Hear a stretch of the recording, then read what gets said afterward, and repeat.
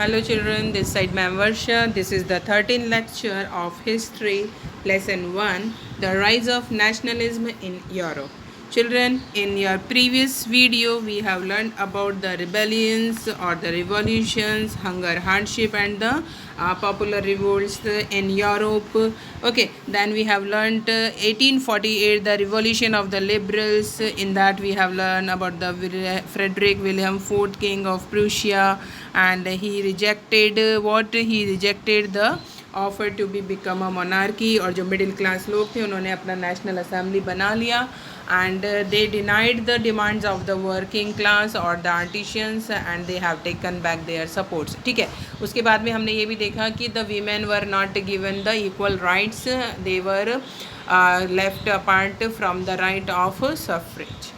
Only the male section they were having the right to cast their vote. Okay, so in this lesson, in this video we'll learn about the making of Germany and Italy. तो Germany और Italy का कैसे unification हुआ, कैसे वो एक nation state बने, इन video में हम देखेंगे. Okay, let's start. After 1848 nationalism in Europe moved away from its association with democracy and revolution. ठीक है, हमने देख लिया था 1848 में जो था वो जो मिडिल क्लास है अपना रेवोल्यूशन लेके आई थी और उन लोगों ने अपना नेशनल असेंबली और डेमोक्रेसी उन्होंने बनाया था. तो अब इस समय तक क्या हो गया था बच्चों, पूरे यूरोप में जो है नेशनलिज्म फैल गई थी. और ये कौन फैला रहा था? Middle class, they were leading this. अब ये हो गया था तो अदर स्टेट, अब Germany, Italy, they also wanted to become free from the monarch rule. अब वो भी चाहते थे कि भाई हमारा जो देश है वो भी एक नेशन स्टेट बने. People they also wanted. अब because as we have discuss in the previous videos, as at present as we can see in the map of Europe that different countries are establishing and they are following the national language, national currency. But ऐसा नहीं था कुछ भी, है ना. ये सब कुछ राजाओं के बीच में बचा हुआ था, बड़े बड़े उनके किंगडम्स होते थे. लेकिन उसके बाद में भी वहाँ पे बहुत ज़्यादा वहाँ पे डिफरेंसेस होते थे लैंग्वेज में और लोगों के कल्चर में, ये सब.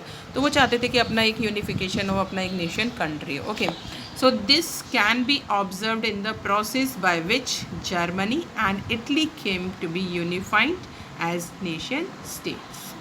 Nationalist feeling were widespread among middle class Germany. As already we discussed, जो मिडिल क्लास लोग थे उन्होंने जो वाइड स्प्रेड जो नेशनलिज्म की थी कि राष्ट्र के प्रति प्रेम भावना जो उन्होंने थी फैल चुकी थी. वो चाहते थे कि हमारा एक खुद का अपना राष्ट्र हो. Okay children, so this liberals initiative to notion building was however repressed by the combined force of monarchy and the military.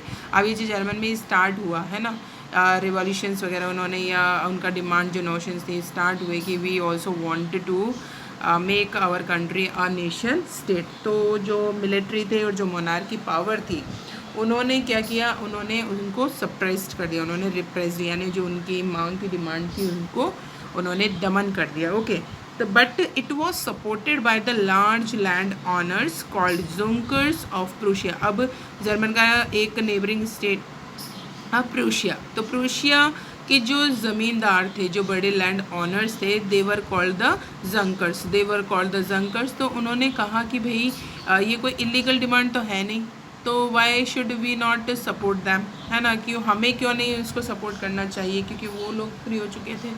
तो they said and they helped them out. Okay, Prussia took on the leadership of the movement for national unification.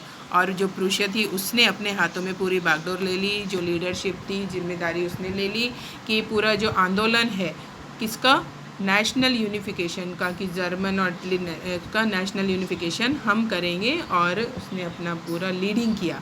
तो you have to remember the name Otto von Bismarck. बच्चों आपको ये auto von Bismarck का नाम याद रखना है because he had played a very great role for the unification of Germany. तो कहाँ का, प्रूशिया का चीफ मिनिस्टर था. He was the architect of this process carried out with the help of Prussian army. अब जो Prussian army थी वो, और ब्यूरोक्रेसी मतलब बच्चों नौकरशाही, जो दफ्तर के जो ऑफिसर्स वगैरह थे उनके साथ में मिलकर और प्रूशियन आर्मी के साथ में मिलकर उसने इस पूरे मूवमेंट को आगे चलाया. Okay children, then 3 wars over 7 years, 7 सालों में उन्होंने 3 लड़ाइयाँ लड़ी, 3 wars युद्ध किए. With whom? With Austria, Denmark and France, and ended okay. Then Prussia victory and completed the process of unification, और लास्ट में प्रूशिया की जीत हुई और जो जर्मन यूनिफिकेशन का जो उसका सपना था और जो जिस उद्देश्य था, it was the aim, so it was completed. Then what happened on 18th of January 1871, ठीक है, 18 जनवरी 1871 में the Prussian king Kaiser Wilhelm I was proclaimed German emperor in a ceremony held of Versailles. Clear? So who became the Prussian king? That King Kaiser Wilhelm. In the German, he was proclaimed, घोषित किया गया, he was proclaimed as the German emperor. The new state placed a strong emphasis on modernizing. जो नया state बना था बच्चों, वो उसमें मॉडर्नाइजिंग किया गया. The currency, banking, legal and judicial system in the government, sorry in the German, it is German. Okay, so who became the emperor? The Prussian king Kaiser Wilhelm I. He was appointed as the emperor of the Germany, and Germany was declared as the Union States. Okay, वहाँ पे अब union state अपना nation state बन गया था और Germany को अपना ऑफिशियल लैंग्वेज उन्होंने घोषित कर दिया था. And he was this emperor was very good man. He brought many modernization like currency, banking, legal and judicial system in German. He brought all this. Okay children, so in this way we have learned that how the unification of Germany was done. Now it's your turn. You have to write these questions and you have to find the answer from the videos. You have to write the answers in your history notebook. Question 1, briefly trace the process of German unification. Question 2, explain the 1848 revolution of the liberals. These questions are based on your previous videos also. Why does the year 1830 considered as the period hunger, hardship and popular revolts? Okay, meet you soon in the next video. Till then, go through with these videos and practice. Bye.